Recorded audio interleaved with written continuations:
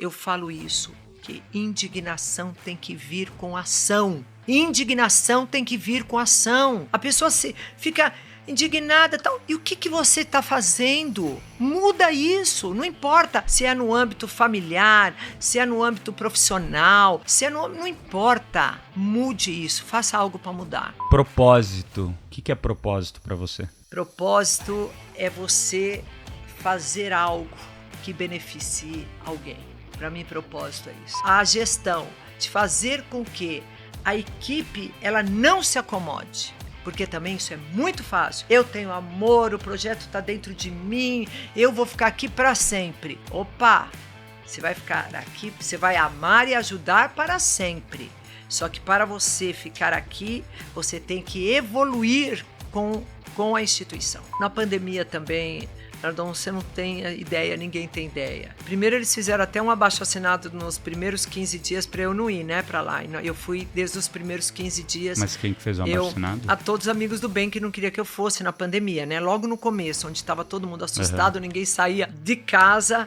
Eu disse, eu não posso, eu tenho 150 mil filhos. E eu vou pro sertão. E nós chegávamos nos povoados, imagine que os caminhões que levavam água, né, da prefeitura pararam. Então eles não tinham água, eles não tinham como sair, porque os povoados não tinham como chegar em lugar nenhum de cidade, então eles ficavam sem alimentos.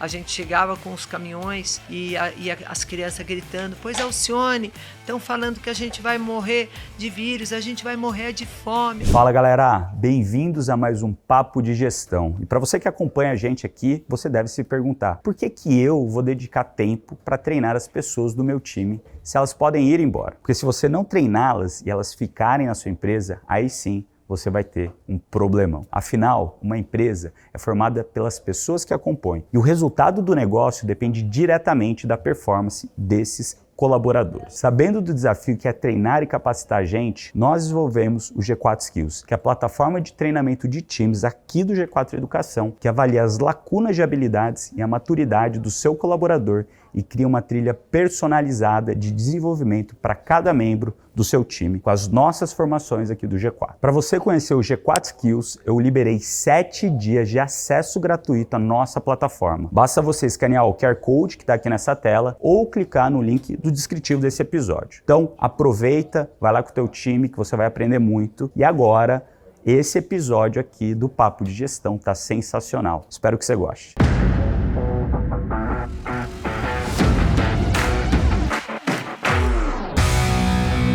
Sejam muito bem-vindos ao Papo de Gestão, o podcast aqui do G4 Podcasts, onde a gente traz empresários, empreendedores, donos de empresa, C-levels, líderes de empresas, para contar um pouquinho para vocês sobre a história deles, aquilo que eles aprenderam, aquilo que eles erraram, para que você possa ser inspirado, mas sobretudo aprender e poder aplicar isso no seu negócio. E o episódio de hoje, galera, tá muito, muito especial. Realmente era uma pessoa que eu queria trazer aqui já faz algum tempo, uma pessoa que me inspira muito, que somos super próximos, a gente aqui no G4 acredita muito no projeto, no propósito e tem tentado apoiar da maneira que a gente consegue, né? Então, uma das maiores empreendedoras aí do nosso Brasil, há mais de 30 anos à frente dos maiores projetos sociais do país. Ela que abriu a sua primeira empresa com apenas 17 anos e aos 25 anos, que foi uma loja lá na Santa Efigênia, mais de 80 pessoas, a gente vai falar um pouquinho sobre isso aqui. E aos 25 anos, ela foi lá para a China, sozinha, imagina, 1992, ir para a China, uma mulher. Para o quê? Porque ela descobriu, visitando os Estados Unidos, que tinham lâmpadas fluorescentes lá, e que eram vendidos muito mais baratos do que aquelas que tinham no Brasil. Ela falou, olha, são lâmpadas chinesas, vou para lá, porque tem uma oportunidade grande de eu trazer isso para o Brasil. Encurtando a história, se tornou uma das grandes líderes desse mercado, chegando a ter 40% de market share no mercado de lâmpadas fluorescentes, deixando os grandões aí para trás, né? E ao mesmo tempo, né, com o começo dessa empresa, logo ali parecido, ela fundou esse projeto social para erradicar a fome e gerar riqueza e uma vida digna no sertão nordestino, uma transformação, né, na pobreza lá na região, e também reconhecida como uma das 500 personalidades mais influentes da América Latina pela Bloomberg, e também a pessoa que é a representante brasileira da ODS número 1, que é a erradicação da pobreza, tenho dificuldade de falar essa palavra, na ONU. É isso aí. Muito bem-vinda, Alcione Albanese, idealizadora e presidente do Amigos do Bem e também fundadora da FLC Lâmpadas. Seja muito bem-vinda aqui ao Papo de Gestão. Uma honra te receber. Não, faz tanto tempo, né, que a gente está para esse momento, e eu estou muito feliz de estar aqui. Primeiro, eu não conhecia. Gente, isso daqui tá lindo. Eu já entrei aqui. Tudo aqui é bonito. Tudo aqui é bonito. E a gente vê essa energia muito boa em todo mundo. Isso daí ajuda muito, né? Você sabe que às vezes as pessoas pensam que as instalações, tanto faz. Não.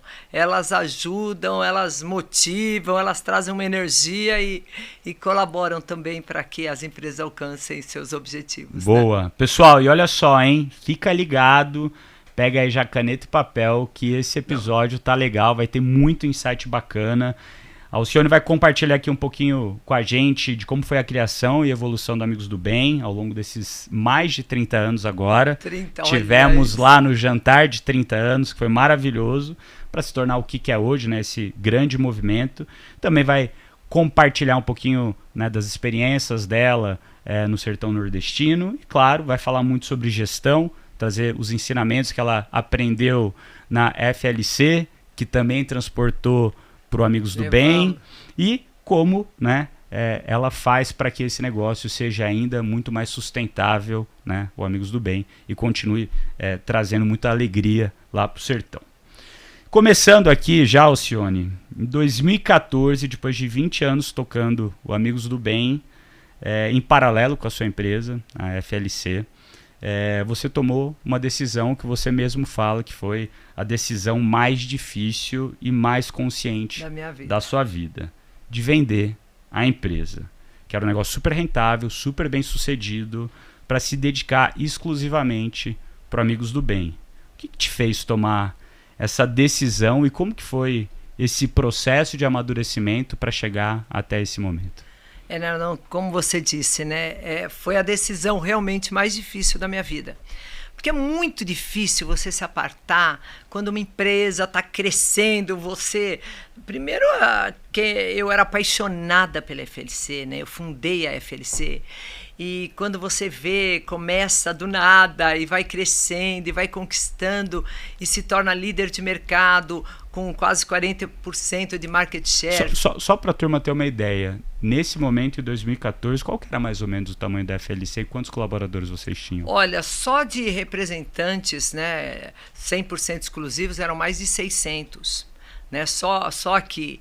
A nossa empresa ela tinha filiais em todo o Brasil. Nós tínhamos 13 fábricas na China, 8 fábricas exclusivas. Então, isso nós administrávamos 100% 8 fábricas na China. Você lembra o número de lâmpadas que você vendia por ano? Sim, era mais de 100 milhões de containers. Olha, deixa eu te dizer, eram mais de 100 containers por mês. 100 containers era por mais mês. De 10 milhões de lâmpadas todos os meses. Que loucura, eu mesma cara. Falava, meu Deus, mas onde é que se usa tantas lâmpadas? eu mesma não acreditava nisso. Que loucura. Uma loucura. E você imagine que eu vim do meio de moda, né? Que eu tinha confecção, eu com 17 anos eu já tinha 80 funcionários e eu já vendia para a C&A, para a Marisa, para as grandes redes, e de repente eu saí do meio de modas e fui para o meio de materiais elétricos, comprei uma loja na Santa Efigênia, uma loja super pequena, e aí numa viagem para a China, que eu vi no Home Depot uma lâmpada fluorescente muito barata, eu vi Made in China, havia acabado de abrir as importações, eu fui para a China, com todo mundo falando para mim, o que você vai fazer na China, né? Porque imagine, E eu brincava, é um negócio da China. Só que o primeiro negócio da China também eu fiz errado. Eu não tinha experiência nenhuma, trouxe as lâmpadas não funcionaram. Você trouxe um container de lâmpada que não funcionou no Brasil porque não encaixava aqui na voltagem e amperagem. Eu trouxe quase 500 mil lâmpadas. Você imagine... Isso foi quando? Foi em 93? Eu tive 5 meses de glória, né? Que até vir as lâmpadas, desenvolver umas embalagens. Olha, eu fiz um negócio da China. Depois começou o eu te disse de todo mundo, né? Alcione, mas eu não te disse. O que você ia fazer na China? Porque ninguém ia para a China. Quando eu cheguei na China sozinha, em 1992, você imagina, eu sou alta, tenho o cabelo enrolado, as pessoas caíam de bicicletas. Você andava, as pessoas... Eu andava, caíam, mas não era que... Caíam, literalmente. Eu ficava, desculpa, eu ficava tentando ajudá-los, porque eles nunca tinham visto ninguém ocidental. Que loucura. Então era uma loucura. Mas eu tive 5 meses de glória, né? E depois dos 5 meses, quando as lâmpadas chegaram, que não funcionavam, aí todo mundo começou. Alcione, eu te disse. O que você foi fazer? Eu te disse. E como é que foi esse momento para você do eu te disse, o dinheiro que você tinha investido, que não deu certo? Não, é o seguinte, eu tenho uma coisa, eu acho que desde que eu nasci, eu não desisto. Então, não desistir para mim me ajuda muito sempre. E eu sou muito otimista. Lógico, você sofre, eu já não tinha dinheiro. O pouco que eu tinha, eu coloquei nessa compra das lâmpadas. E a única coisa que me restava, né, quando eu perdi todas essas lâmpadas, era um apartamento que eu tinha. E eu vendi o apartamento. E todo mundo, é o seu último bem. Você vai colocar o seu último bem nisso? Você já tinha filhos nessa época? Eu tinham 3 filhos. Eu falei, eu não vou colocar, eu não vou ficar com a derrota. Eu não vou aceitar. Eu vi as lâmpadas. Eles vão produzir com qualidade. E é o não desistir, é o persistir. E eu voltei. Só que eu voltei, era outra pessoa que voltava. Eu voltei com a experiência. Eu hoje já deixo claro, eu não quero mais experiências, porque toda vez que você tem um problema, a pessoa fala, virou experiência, né? Eu agora quero assim, me fala o que dá errado, me encurta caminhos, porque com 30 anos você quer ter suas próprias experiências, para. Eu quero que as pessoas me falem o que não dá certo, eu não quero mais adquirir experiência, mas tive a minha experiência. E quando eu voltei, eu já voltei já conhecendo que eu tinha que eu mandei as lâmpadas, elas vieram para um teste, mas infelizmente não foi feito o teste como deveria, enfim. E aí eu voltei com essa experiência, tratando diferente o produto e as negociações. Era tudo muito difícil, porque Nardon, você imagine você chegar na China, uma mulher, naquele tempo, e negociar com os chineses. Primeiro, eles quase nem falavam inglês, né? Tinha que ter um tradutor ali. Não, tinha um tradutor. O inglês deles eles pegavam alguém que falava inglês para ajudar, porque eu não levei ninguém, eu fui sozinha. Mas era muito difícil. E assim, aceitar, né? Eles tinham aquela... E hoje, imagina, hoje é uma nova China aí, assim, parece que é um outro país, outro planeta. Né? Um outro planeta, né? Não dá para acreditar. E daí, dando uma acelerada nesse tempo. Então, desde lá desse começo, que quase tudo deu errado, daí você foi lá, voltou, deu certo, começou a trazer containers, trazendo 100 containers por mês, vendendo... Mas quase 10 milhões de lâmpadas. 10 milhões de lâmpadas, cara, coisa... que era mais. Por mês, 120 mês. milhões. Mínimo eram 9 milhões de lâmpadas. 120 milhões de lâmpadas por ano, um negócio assim, brutal. Brutal. E de repente você fala, vou vender a empresa para continuar com esse projeto que é o Amigos do Bem. Como que foi essa virada de chave e talvez falando em paralelo, como que surgiu o Amigos do Bem? Para daí a gente voltar aqui nessa virada de chave. Em 92, eu fiz a minha primeira viagem para a China. Em 93, eu fiz a minha primeira viagem para o sertão. E por que você foi para o sertão? Eu fui porque o bem se ensina. Olha só a responsabilidade dos pais. Nós ensinamos o bem. Eu aprendi o bem com a minha mãe, Guiomar de Oliveira Albanese. Desde pequena nós tínhamos... Ela é maravilhosa. Nós tínhamos que olhar do lado. para o lado. Nós não podíamos apenas olhar nossa situação privilegiada, a gente tinha que estar ajudando. E minha mãe tinha até hoje, 2.000 crianças nas creches, que os pais já moram na periferia, em favelas. E os pais falavam: Alcione, as mães, você não sabe, minha família está morrendo lá, eles não têm água, eles não têm comida. Isso há 30 anos, né? Lá no Nordeste, eles falando aqui em São Paulo. Falando aqui para as mães das crianças das creches. E aí eu reuni 20 amigos, era Natal, eu falei, vamos nesse Natal, vamos fazer alguma coisa, né? O espírito mais de solidariedade, natalino. E aí eu reuni esses 20 amigos, fizemos uma campanha de 1.500 cestas básicas, mandamos com os caminhões e nós pegamos um avião, chegamos em Recife. Mas não sabia nada. Aí eu cheguei em Recife e falei, gente, onde é que é o sertão? Nem tinha, devia ter um mapa da geografia, né? Estudado um pouco de geografia, nem isso fizemos. Chegamos lá, começamos a andar quilômetros, o verde ia acabando, horas e horas nas estradas, acabava o verde. E aí nós começamos a olhar e nos deparamos com outro país dentro do nosso, onde as pessoas viviam, eles não tinham energia elétrica, não sabiam em que ano que viviam, adultos com roupas rasgadas, crianças com roupas nuas. Se entrava naqueles povoados, casas de barro, ninguém tinha nada, mas nada. Eu olhava e falava como eles estão vivendo, como eles conseguem. E isso me gerou uma profunda indignação. E eu falo isso, que indignação tem que vir com ação. Indignação tem que vir com ação. A pessoa fica indignada, tal. E o que você está fazendo? Muda isso. Não importa se é no âmbito familiar, se é no âmbito profissional, não importa. Mude isso, faça algo para mudar. E quando eu voltei, eu também não era mais a mesma pessoa que havia ido. Reuni todos os meus amigos que ficaram, minha família, os que não foram. Falei, a pessoa que foi não é mais a que voltou. Nós não vamos aceitar isso, nós vamos começar a agir.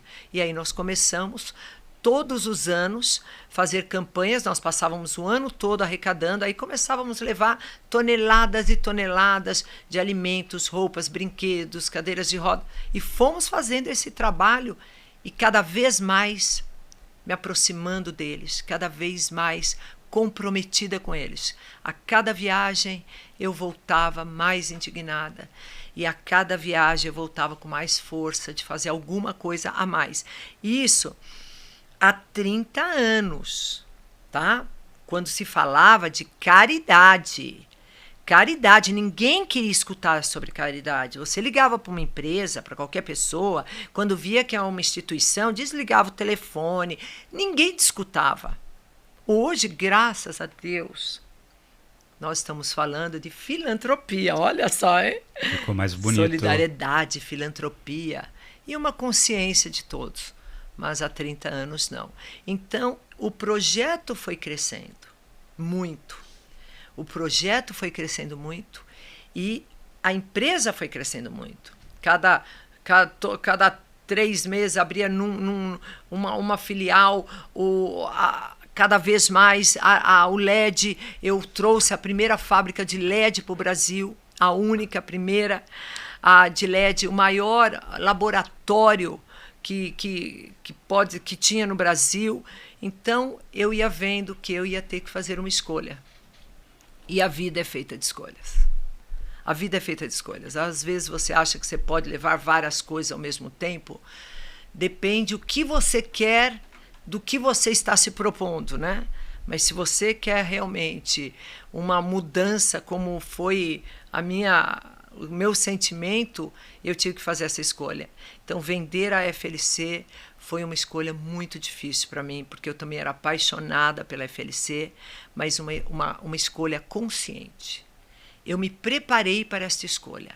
A cada viagem, eu me preparava, que eu queria cuidar de pessoas. E eu sempre falei, para cuidar de empresas, tem grandes executivos, vocês que o digam, né? Com esse grupo maravilhoso de tantos CEOs e tantos, mas para cuidar de pessoas, para cuidar de gente, aí precisa ter não é tão fácil você ter as pessoas ao nível que eu me envolvo e que muitos amigos do bem se envolvem. E foi a decisão. Difícil, mas a mais feliz, Nardão. A mais feliz da minha vida. Mais consciente e feliz. E o que mudou desse momento que você decidiu focar de fato? Porque levar a FLC crescendo rápido, prosperando, e o Amigos do Bem também crescendo rápido, prosperando como entidade, organização, você fez essa mudança, você vendeu a empresa e falou assim, agora eu vou focar aqui, é uma escolha, e é isso. E a mesma energia que eu sei que você tem, e que as pessoas que estão sentindo pela sua voz, né, que estão ouvindo a gente, quem está assistindo a gente aqui, que você é muito determinada, você não desiste, você é otimista, você fica indignada, mas toma ação. Ação. O que fez o Amigos do Bem, nesses últimos 10 anos, 30 agora, mudar? Nesses 10 anos que você virou a chave, focou e falou, vamos fazer esse negócio agora, o negócio da minha vida. Teve uma grande transformação. Primeiro eu falo que até para fazer o bem, você tem que ter uma competência. Amor é a base, Principalmente quando você fala do social. A base é o amor, mas você tem que ter uma competência. O que sempre ocorreu? Quando se falava de FLC, quando eu tomava uma decisão errada, eu perdi o meu dinheiro. Era da minha empresa. Mas, de repente, quando você fala de um projeto social como Amigos do Bem, né, que você tem a doação das pessoas, então a responsabilidade com cada R$1, ela é muito grande. E, lógico, eu posso errar na minha empresa, nos Amigos do Bem, não. Eu já era e sempre fui extremamente exigente. Só para você ter ideia, o nível de exigência que eu tenho, que toda virada de ano, que é o momento dos propósitos, né? O que a gente quer melhorar, sabe o que eu peço para eu ser menos exigente comigo e com tudo? Só para você ter ideia, a minha luta. Eu não aceito o mais ou menos. O mais ou menos, para mim, é ruim. Entendeu? Nada sobrevive mais ou menos. Hoje em dia nem marido está sobrevivendo mais ou menos, que outro dia uma amiga minha tem um marido bom demais. Falei, mas como? Ah, não, ele era mais ou menos. Eu falei, ai meu Deus, você está vendo? Nem o mais ou menos está sobrevivendo, Nardão. Então, assim, essa coisa de exigência que as coisas têm que andar, os Amigos do Bem estavam crescendo muito. Ele estava se desenvolvendo muito. Mas ele precisava de uma gestão, de melhorar a gestão, melhorar a estrutura, de ampliar. Não dava mais tantos e tantos povoados, pessoas pedindo ajuda, e a gente não conseguia, porque eu ficava 5 dias por mês, 4 dias por mês, e trabalhava na FLC, vivia na China, eu viajei 71 vezes para a China, então você imagina que eu ficava entre China, entre sertão e família, com filhos, enfim. Eu tive que tomar a decisão, né, que a vida é feita de escolhas, eu tive que tomar essa decisão, e quando fiz essa mudança, tomei essa decisão e que comecei full time, voluntariamente, a trabalhar nos Amigos do Bem, mudou tudo. Nós ampliamos, abrimos departamentos, mudou tudo. Então, nós implantamos hoje o nosso nível. Quem vai para os Amigos do Bem, chega, ele fica super assim impactado, né? Porque as pessoas não imaginam que uma instituição ela tenha tantos processos, sabe, a nossa tecnologia, não imagina isso. Alcione, fala um pouquinho do tamanho do impacto do Amigos do Bem hoje. Eu tinha pego alguns números aqui, mas eu gostaria que você falasse também, né? 150 mil pessoas... 150 mil pessoas... mensalmente que são impactadas... Mensalmente, são 300 povoados que nós atendemos. Nós temos 10 mil crianças e jovens. Crianças, Nardon, que nós vamos buscar todos os dias, até 30 quilômetros de distância todos os dias. Com os ônibus. Com os ônibus em estradas. Que são da organização. Sim, com ônibus que só a nossa frota são acho que está 134 veículos. Nossa frota. Que não é do estado, não é da cidade, é de vocês. Dos Amigos do Bem. Você imagine o tamanho disso. Só de plantação. 130 motoristas. Sim, todos os dias. Para pegar 10 mil crianças. Você imagine, olha, imagine que nós temos trator, caminhões, a nossa área de geração de renda são 15 unidades produtivas. Nós atuamos nos 5 pilares da vida. Então, assim, olha, alimentar. São mais de 250 toneladas de alimentos todos os meses que nós levamos para o sertão. Caramba. De São Paulo para lá. Imagine o movimento, imagine a complexidade do nosso projeto. Porque quando se falava de FLC, era um produto, era lâmpada, era a produção, a venda. Acabou, um produto. Amigos do Bem é muito mais complexo. Você tem a logística para cada povoado. Em cada povoado, cada família tem, ele tem o cartão do bem, nós vamos de casa em casa, nós acompanhamos tudo. Se a família plantou feijão e se colheu feijão, a cesta básica dela não vai o feijão. Perfeito. Se a pessoa tem qualquer recurso ou começou a trabalhar, ela para de receber o alimento porque ela não precisa. Nós atuamos na ponta. E isso é muito diferente. Você entendeu que nós atuamos daqui até o fim. É Amigos do Bem. Então, quando se fala de famílias de alimentos, imagine receber o alimentos aqui, que é feito a arrecadação, com mais de 5 mil voluntários todos os meses, nas grandes redes, Carrefour, Walmart, Carrefour, Extra, Pão de Açúcar, que vão os voluntários e arrecadam os alimentos, de quilo em quilo. Esses alimentos chegam na central. A central, todos os voluntários preparam as cestas básicas já por cor, que é para cada família, cada povoado, cada família vai receber uma cor da cesta básica. Quantas famílias são hoje? São 13.400 famílias. Boa. Você imagine. Aí chega o alimento. Então, o alimento, o enxoval, tudo é feito. Depois tem a parte que é o alimentar. Então, é o pilar educação. Imagine como se fosse uma hold. Uhum. Uma empresa é alimentar. A outra empresa é de educação. 10 mil crianças. Nós temos faculdade, já quase 1.000 jovens na faculdade. Exato. É a primeira geração. Os pais desses jovens todos são analfabetos. Nós temos transformado já uma geração. Então, sabe nosso IDEB? Nós temos as quatro centros de transformação. 10 mil crianças, isso em Alagoas, Pernambuco e Ceará. Já tem uma logística interna para você poder, né, organizar tudo isso, chegar em todos os lugares. A gestão de tudo isso. Nossa área de educação, nosso IDEB, 8. Sabe qual é o maior IDEB das escolas? Desculpa. É o que mede a qualidade do ensino. É o que o governo mede a qualidade do ensino. Só para você ter ideia, que em São Paulo, o governo mede as escolas municipais, o melhor IDEB de São Paulo é 6,8. O nosso IDEB, 8. Sabe, vou dar um exemplo de Inajá. Sabe como? Sem internet. As crianças aqui têm internet. Elas têm os pais que ajudam. Lá, os pais são analfabetos. Crianças de casa de barro. E a gente de casa em casa. Resultado até da pandemia. De casa em casa. Então, a nossa área de educação, ela tem 25 diferentes atividades. Tecnologia, culinária, cabeleireiro, artes, esportes. São 25 atividades para as crianças.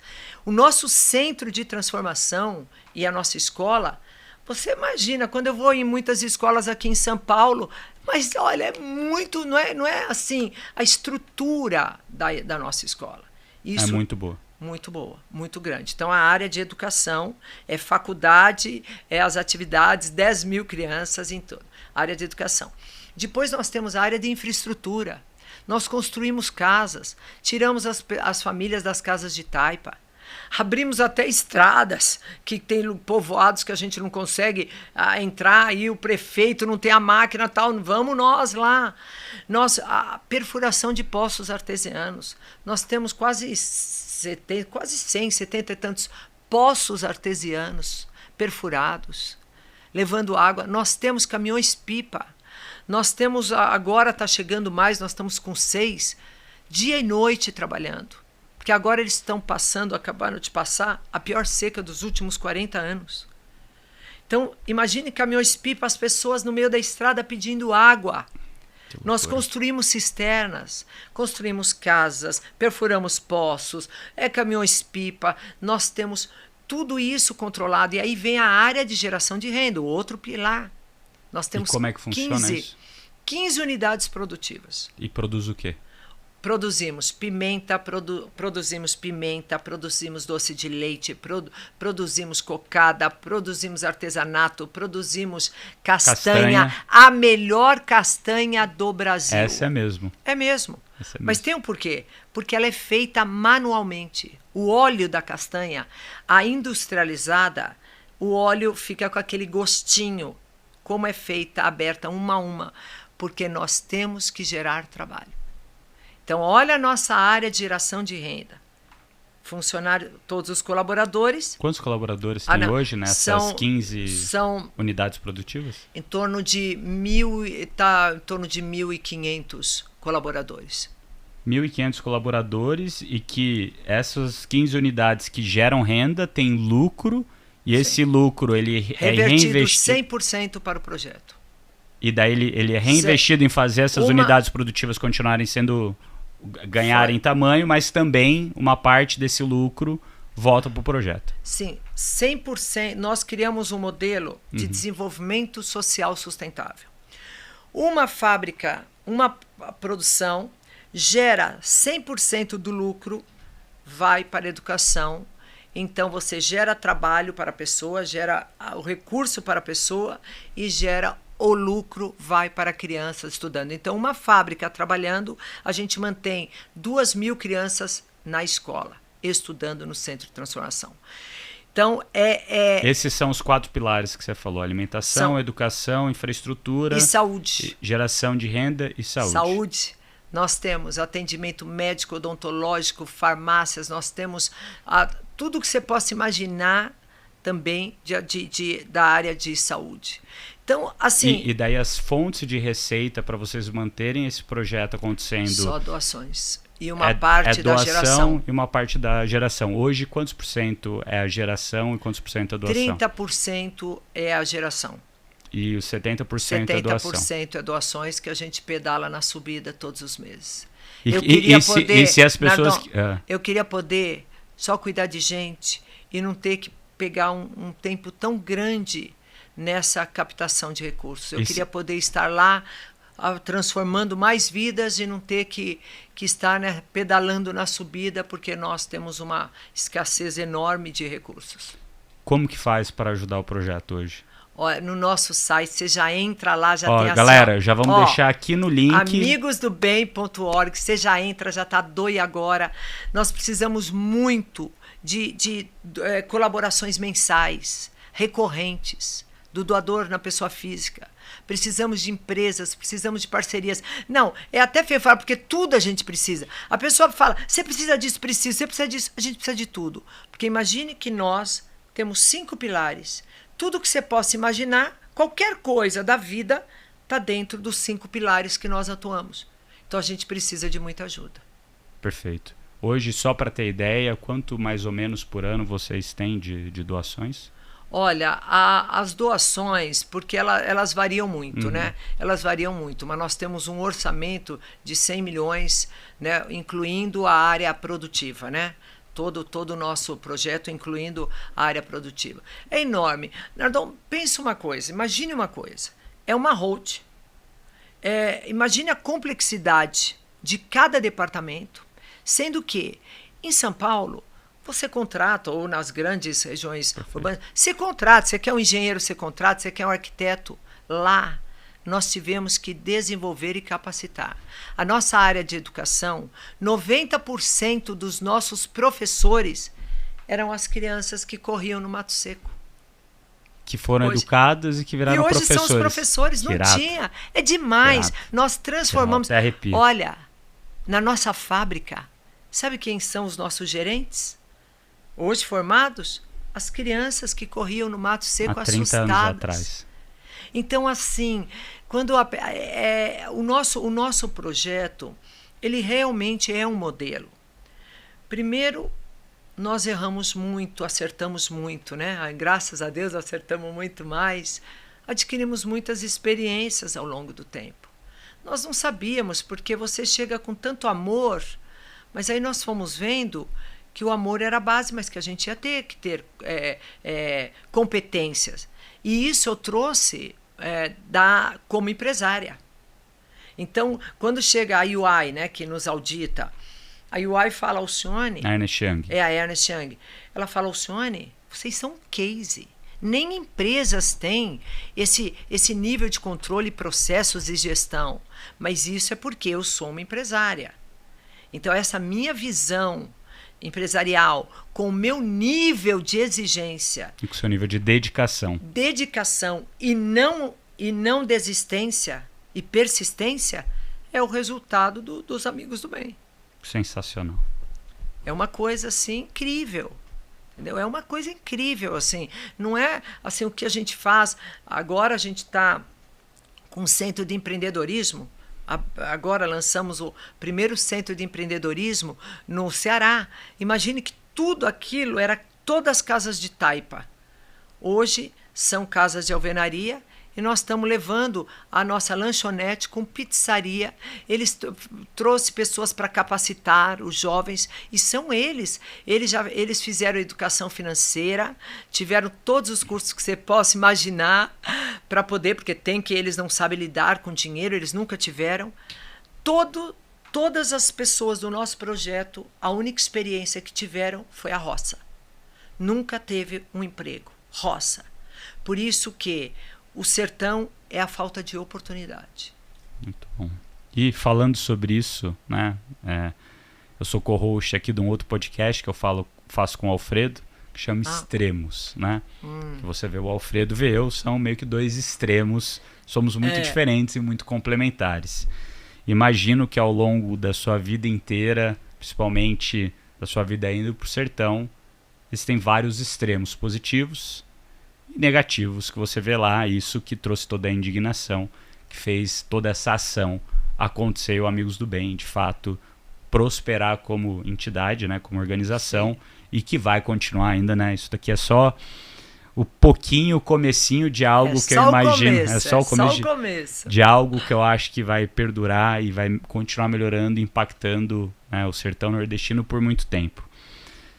Mas qual que foi o momento mais extremo, positivo ou negativo, que você viu nesses últimos 30 anos lá no sertão? Olha, a gente vive, né? Tudo é extremo lá. Quando você fala do extremo, eu falo, puxa vida, é um abandono extremo, é uma miséria extrema. O sertão nordestino, ele é o extremo de tudo, né? É uma pobreza extrema. O que nós tivemos aí 2 momentos muito difíceis do nosso projeto. Um deles foi, nós tivemos um incêndio nos nossos 2 galpões, centros de distribuição, onde lá estava tudo. Imagine que de um dia para o outro você não tem mais nada. Foram, assim, trabalho de anos de todo mundo.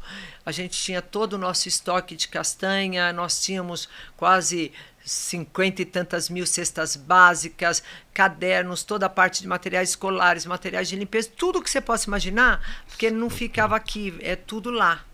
Então, de todas as unidades era o nosso centro, e a gente teve esse incêndio que tudo virou cinzas.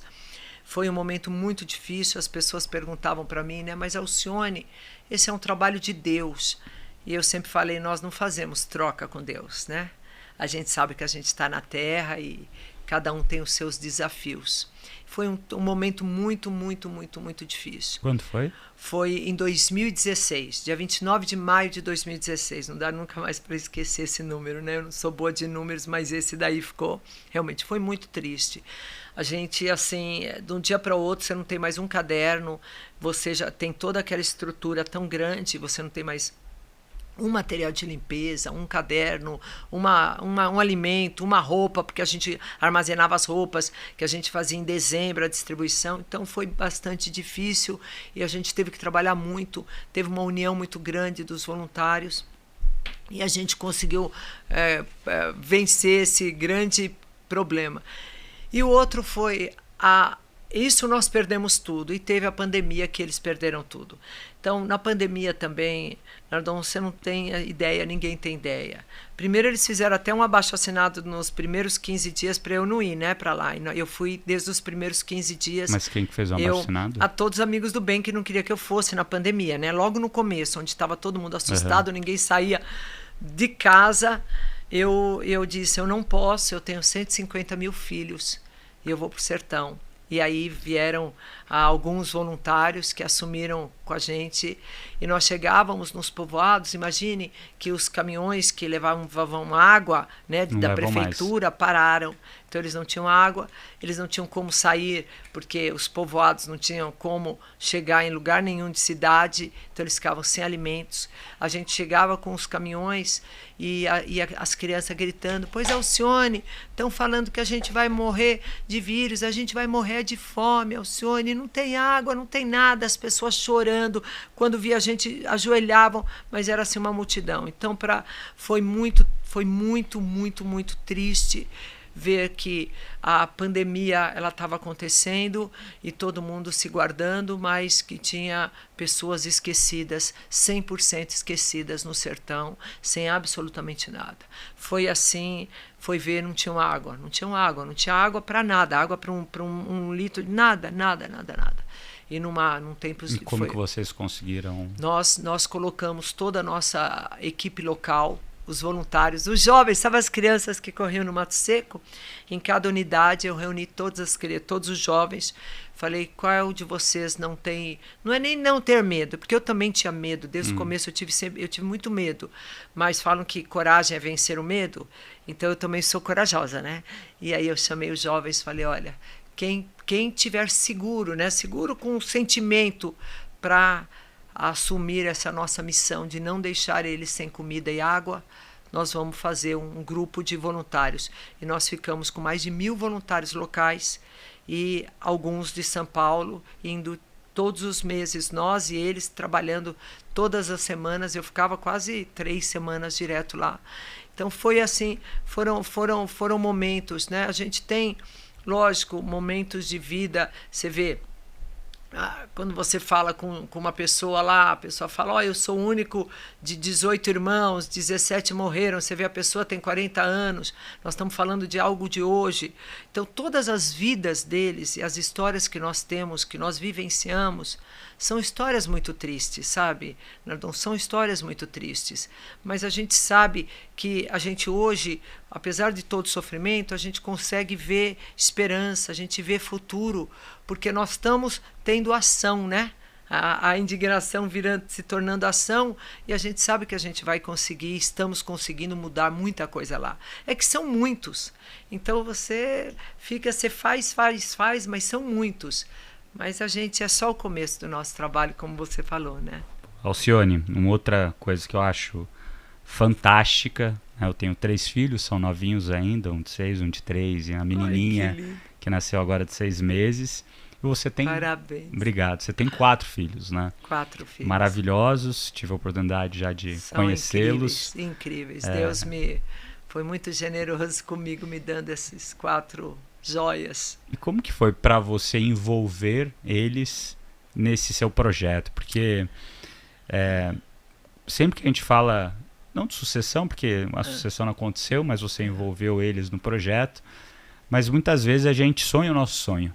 A gente tem o nosso propósito, a gente tem as nossas crenças que aconteceram, talvez pela maneira que a gente foi criado, pelas extremidades que a gente foi exposto ao longo da vida, por todo tudo aquilo que... as dificuldades que a gente teve ou os bons exemplos que a gente teve, que nem você teve. Você tem a sua mãe, Minha mãe, né? Que te ajudou tanto e fez com que você sonhasse aquele sonho.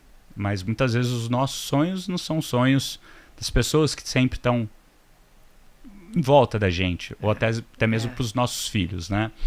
Como que foi para você envolver eles nesse sonho, mas também saber que a mãe que eles tinham, aquele carinho, amor para os 4 filhos, agora também precisa ser multiplicado para 150 mil. Porque, né, amor não se divide, amor se multiplica. Se multiplica, é verdade. Para quem tem filhos, sabe, mais de um filho, sabe que você não dá amor para um, é multiplicação, é uma coisa muito louca.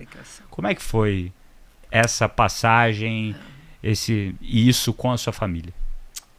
Realmente o bem se ensina. E eu, primeiro, me sinto assim, muito feliz de ver meus 4 filhos engajados, mas muito engajados, muito, né? O Richard, ele é responsável do Ceará, ele viaja todos os meses. É o Richard da Deled, tá? Grande Richard da Deled. Da Deled, tá? Um monstro. Painéis de LED, olha, nem falo. Bem, o meu filho... Beijo, assim, Richard, meu querido. Aluno assim, nosso, amigão nosso. É assim, o meu filho, Richard, da Deled... Então, muitas vezes você consegue convencer os outros e não convence os de casa. Se você pegar a história das pessoas que realizam algo, pode buscar nos livros, você vai ver que é difícil encontrar família. Você vê histórias, mas onde está a família? Será que tinha filhos? E os meus 4 filhos são super engajados. A Carol é meu braço, né? O Serginho, a Ju, todos engajados. Desde pequeno, desde a primeira viagem, eles eram pequenos, 5 anos, eles foram comigo para o sertão, em 1993. Eles iam em cima dos caminhões, mas era assim, todo mundo, Alcione, você vai? Eles vão. Eu punha lá uma menininha para ficar cuidando deles, esqueci ao longo dos anos, lógico, várias vezes eles nos povoados, depois vinha alguém trazer. Eu falava, eles não se perdem, alguém traz. Eu tive, assim, a forma de vida, assim, nossa, sempre foi a vida como ela é. Eu tento até hoje transformar a vida de uma forma mais fácil, sabe? E eu criei meus filhos, você imagine, sempre trabalhando muito com a FLC, com os amigos do bem, mas eu sempre fui muito presente. Eu falo todos os dias com os meus filhos, pelo menos 2 vezes por dia, com qualquer agenda. Você pode pegar a pior da agenda de não ter, 2 vezes por dia eu falo com todos os meus filhos. Eu sei tudo. Você fala pelo telefone? Pelo telefone com os meus filhos todos os dias, 2 vezes por dia. Então eu sei tudo o que eles fazem e a gente está muito junto em casa. Eu chegava em casa do trabalho, primeiro, não se ligava a televisão. Acabou, chegou, acabou. Eu vejo que hoje em dia, ainda mais com o celular, os pais estão presentes, mas estão ausentes. Porque está todo mundo, cada um no seu mundo lá, ainda mais agora com o celular. A gente tem algo em casa também, em casa, em família, sem celular. Então a gente começou a dar uma qualidade para esse tempo. E eu sempre fui muito próxima deles. Às vezes eu tenho até que lembrar, até agora não mais. Aí eu falava, eu sou mãe. Porque eu sempre fui muito amiga, eu sempre brinquei muito. Brincar com os filhos é construir uma ponte. Entendeu? O educar, às vezes o pai fala, não, tem que educar. Brinca com o teu filho. Você vai educá-lo brincando. Então eu sempre brinquei muito, eu sempre tive muito próxima, mas tem uma coisa, eu criei meus filhos com a falta de tempo, porque eu sempre trabalhei muito, sem culpa. Sem culpa. Então, a culpa também, Nardon, atrapalha muito os pais. Porque eles começam a ficar culpados, porque está ausente, porque está isso. Aí quando chega em casa, eles querem ou dar tudo para os filhos, que você vai atrapalhar a vida do seu filho, porque a vida não nos dá tudo. Então você recebe tudo dos pais, depois você espera tudo da vida, eles vão ter os problemas, vão ter problemas de relacionamentos, vão ter problemas de vida, porque nós estamos vivos. Então os pais acabam querendo preencher a ausência, dando tudo, e quando chega parece que eles têm que educar, entendeu? Então eles têm que ficar dando aquela coisa de educação. Se aproxima da vida dos teus filhos. Falo que tem muitos pais que não conhecem, né, os filhos que têm. às vezes são maravilhosos, o pai não teve nem como chegar até eles. Então, eu sempre tive muito próxima e coloquei os valores da vida. Não são os valores materiais. Nós, Nardon, um dia as luzes se apagam. Eu falo sempre isso, porque eu acredito muito nisso. Olha, o João Paulo Diniz, o nosso amigo, né? Diniz, você imagine, de uma hora para outra, as luzes se apagam. Então, a gente sabe que nós estamos aqui de passagem. Se nós vivemos com essa consciência, nós vamos fazer tudo melhor. Nós vamos ser melhores pais, melhores esposo, marido, mulher, filhos, amigos, pessoas. A gente vai ser mais solidário. Então, eu tentei sempre passar isso. Eu recebi isso dos meus pais e eu tentei sempre passo isso para os meus filhos, que nós temos que deixar algo. E existe uma lei na nossa família toda, eu aprendi e passo isso.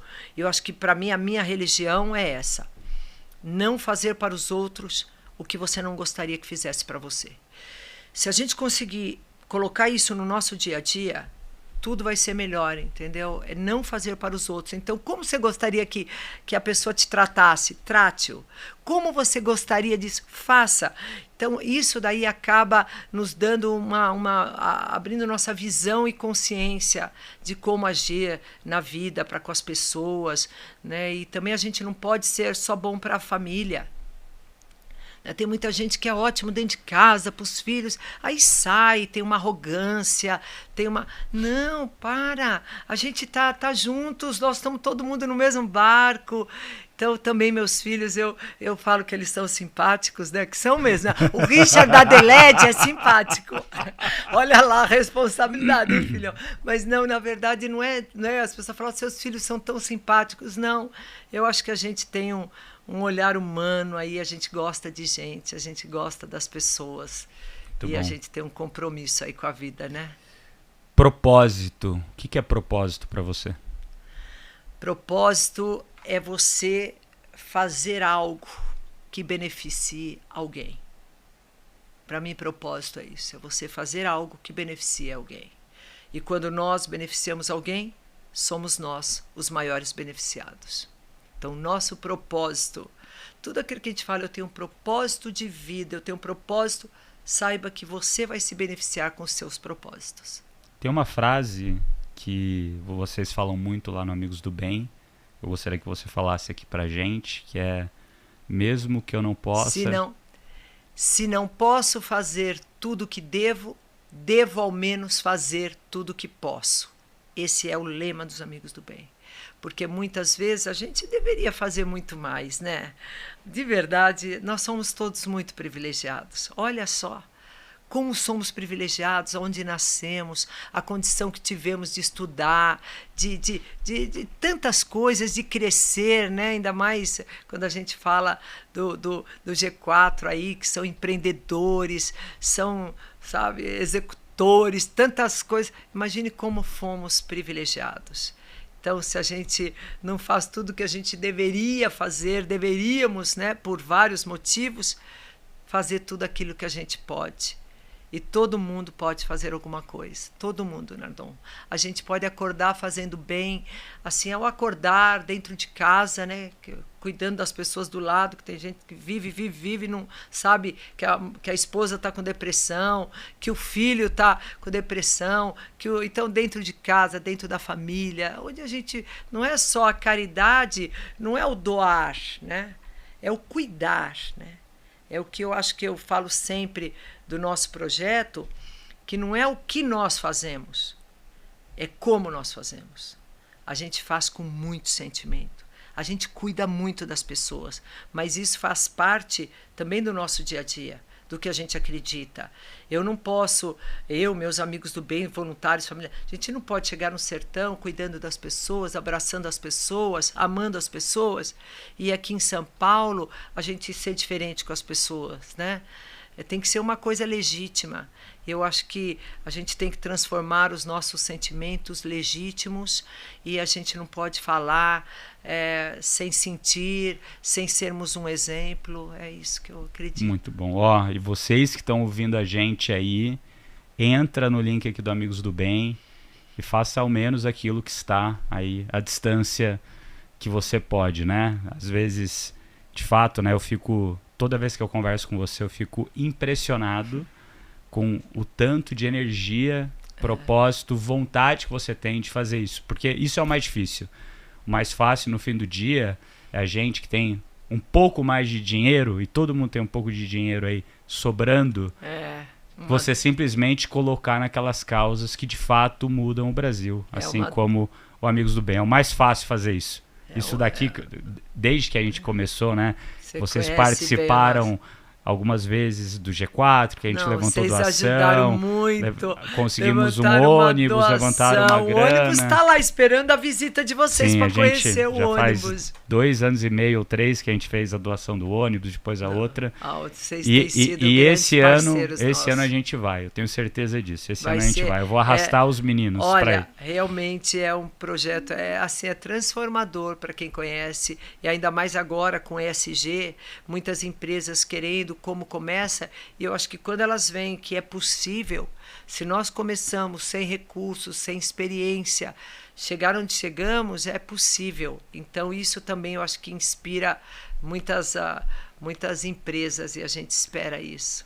Quando a gente, o nome do nosso podcast aqui é Papo de Gestão, e dá para ver que o Amigos do Bem se tornou o que se tornou por causa de uma bela liderança, não só tua, mas de todo o seu time e de todos os voluntários. Eles são maravilhosos. Ninguém faz nada sozinho. Nada, nunca. Também com muita gestão, né? Que nem você falou, cada real importa, cada real tem um impacto na vida das pessoas, e uma grande responsabilidade de nossa parte. E a gente estava conversando aqui antes, e você comentou que cada real investido gera um 6,1... 45 reais de retorno. Foi o trabalho do IDES, né, que ele mede o impacto social. Ele fez 2 anos de trabalho, e você imagine de que também é um case, a cada R$1 investido gerou 6,45 de impacto e transformação.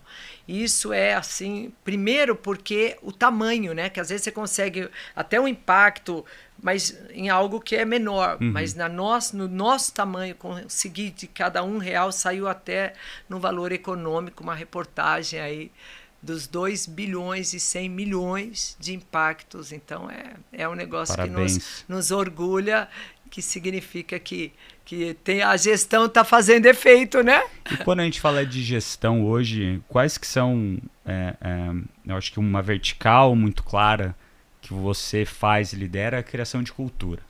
O propósito é claro, criação de cultura. Quais são os grandes desafios que vocês têm hoje em dia em termos de gestão? Porque imagino que em algum momento foi essa parte, né, do tirar do 0 para o 1, depois levar do 1 para o 10, depois do 10 para o 100 em termos de maturidade, o projeto como um todo, e em cada etapa dessa foram desafios diferentes, né? Imagino que em algum momento você teve ali desafios de, como que eu convenço as pessoas? Propósito, cultura.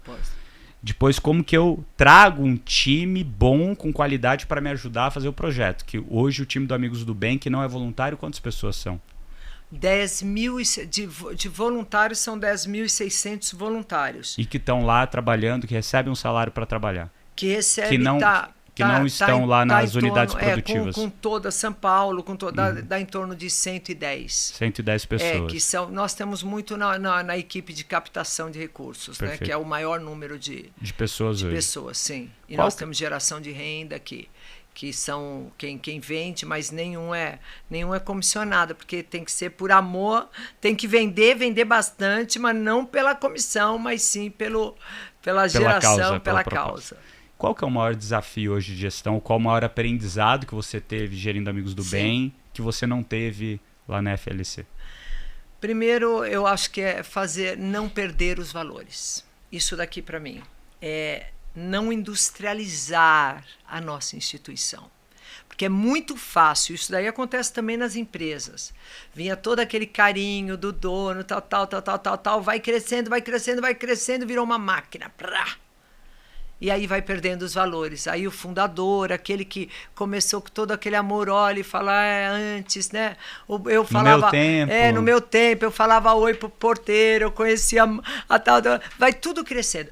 Então nós trabalhamos muito para não perder os valores e nem a legitimidade do que nós fazemos. Então isso daí cada um que chega, a gestão de fazer com que a equipe ela não se acomode. Porque também isso é muito fácil. Eu tenho amor, o projeto está dentro de mim, eu vou ficar aqui para sempre. Opa! Você vai ficar aqui, você vai amar e ajudar para sempre. Só que para você ficar aqui, você tem que evoluir com a instituição. Você tem que fazer cursos, então eles vivem fazendo cursos. A gente tem muitos amigos, né, que nos ajudam. O Securato está sempre também nos ajudando nos cursos, vários amigos. E, aliás, vocês também, sim. G4, tem nos favorecido muito com os cursos que vocês têm cedido para os amigos do bem. Então, não pode parar. Você tem que absorver, ter novos conhecimentos. Então, esse é o grande desafio. É tirar as pessoas sempre da zona de conforto e do sentimento de que elas já sabem o que fazem. Você sabe o que você faz? E se alguém lhe disser que você pode fazer mais e de forma melhor? Porque sempre é assim. Todos os anos, também a última palavra da reunião, da primeira reunião do ano é assim, a primeira é trabalhar menos, produzindo mais. Gostou dessa? Muito bom. Trabalhar menos, produzindo mais. Mas para você trabalhar menos e produzir mais, você tem que estar mais preparado. Você tem que estar com mais condição, com uma condição ainda maior. Então, é o que nós temos feito. E trabalhado com cursos, esse é o maior desafio, é não perder os valores e não deixar que as pessoas se acomodem em suas funções e que cresçam com a instituição. Para mim, esse é o maior desafio da nossa gestão. E é uma gestão difícil, né? Porque você tem que administrar um sertão, 3, 4 mil quilômetros de distância, até aí tudo bem, as empresas hoje se administram o mundo com computador. Só que você está falando de pessoas analfabetas, semi-analfabetas, sem preparação. Então é diferente, você tem que ter um corpo a corpo muito grande e muito presente. Tanto é que eu passo 10 a 14 dias todos os meses no sertão. Esse daí também é um grande desafio, né? Uma grande renúncia. Porque você hoje, você deixa filhos, você deixa família. Deixa os netos. Não, agora, isso que eu ia falar, eu virei avó em 3 anos de 6, depois veio mais uma, a Joana acabou de nascer, da Carol. Verdade, Joana da Carol, que ela estava grávida a última vez. Tá coisa... Não, que né? E a Carol é meu todos braço bem? Direito no projeto. Carol, então, tá todo mundo bem. 7 netos. Na minha vida, tudo vem de monte. Amém. Gente, eu não consigo ser uma avó com um netinho de cada vez. Quando eu vejo, já é uma time de futebol. Um time, 7. É maravilhoso. É maravilhoso. Tudo é maravilhoso. A única coisa que falta é o tempo. A única coisa, cada vez que alguém me oferece alguma coisa, fala assim, Alcione, então, você não quer comprar, brincando, você não quer comprar um barco? Você me dá o tempo antes, eu compro o barco. Você quer comprar uma casa? Você me dá o tempo antes, eu compro a casa. Porque é difícil, passando quase a metade do mês no sertão e depois ter que fazer essa roda, girar com os voluntários, com toda a nossa central do bem, que são 140 diferentes departamentos. Para poder o sertão acontecer, nós temos 140 departamentos com voluntários. Os voluntários são os médicos, os dentistas, quem cuida da distribuição, quem cuida dos enxovais, quem cuida da... 140 departamentos. É uma loucura. E quais são os próximos passos do Amigos do Bem? Primeiro, nós estamos investindo muito na tecnologia, porque agora na pandemia chegou a fibra ótica. Nós não tínhamos. Então, você não tem ideia. Nós já estamos com mais de 300 jovens, já estamos com os nossos programadores, desenvolvedores, eles já estão desenvolvendo sistemas que vocês... Não, está sendo assim um case também. Por quê? tudo que você ensina para eles, como eles não têm segunda alternativa, eles valorizam demais. A gratidão dos jovens, porque o projeto está dentro deles, né? A gente trabalha muito sentimento. Então, tudo que você ensina, eles recebem com uma gratidão e valorizam. Então, nós estamos, como projeto, com os nossos polos de tecnologia. Nós esperamos em breve estar, já com todos empregados, trabalhando. Então, e o empreendedorismo em todas as unidades. Nós começamos agora no Ceará e desenvolver o empreendedorismo, para que eles tenham já recursos e que eles desenvolvam os municípios. Porque também eles não sabiam fazer nada. Eles foram capacitados, estão sendo capacitados, aí o município começa a crescer e tudo começa a se transformar. Alcione, queria ficar aqui mais 1 hora conversando com você, mas a gente já está indo aqui para a reta final, muito por causa do tempo. Sei que sua agenda eu tô muito feliz. Compromissada. Eu queria que você deixasse aqui uma mensagem para a turma. Eu sei que sempre que você deixa as suas mensagens, elas são muito poderosas. Então, fica à vontade aí para falar para a turma que está ouvindo a gente. Olha, eu falo que o ser humano, ele tem uma bondade dentro de si. Uma bondade, todo ser humano tem uma bondade que nem ele imagina e que todos nós podemos fazer algo. E não apenas ocupar esse espaço, né, na Terra, mas fazer do espaço que nós estamos ocupando um espaço de bondade, um espaço de exemplo, que sejamos exemplo e que cresçamos também no material, nas conquistas. Eu acho assim, sabe, não é só você fala, né, do social, da solidariedade, não. Quando você, como empreendedor, você gera trabalho, você está gerando transformação para milhares de pessoas. Então, que haja esse crescimento, mas que o crescimento material venha junto com o crescimento social, para a gente poder fazer com que o nosso país ele não fique como uma das grandes potências que ele é potência alimentar, energética, ele é potência em territorial, né, no território, tamanho, mas que a gente não esteja jamais na posição que nós estamos hoje. Entre 170 países, nós estamos na oitava posição de desigualdade do mundo. Então, não é compatível. Um país como o nosso não é compatível com tantas riquezas estar nessa posição de desigualdade. E eu acho que com cada um nessa consciência e nesse trabalho, a gente vai conseguir. Muito bom. Vai dar tudo certo. Todos os dias eu acordo e a palavra sempre do dia é: vai dar tudo certo e nós vamos vencer, não desistir e seguir. Com Muito amor, bom. com Deus, né? Sempre, e tudo vai dando certo e os caminhos se abrem. Alcione, muito obrigado por esse seu tempo aqui com a gente, por compartilhar um pouquinho da história que vocês estão criando, de muita história que está aí por vir pela frente. Galera que está ouvindo, entra aqui no link da descrição, amigosdobem.com.br, faça sua... .org. Então é amigosdobem.org. Amigosdobem.org.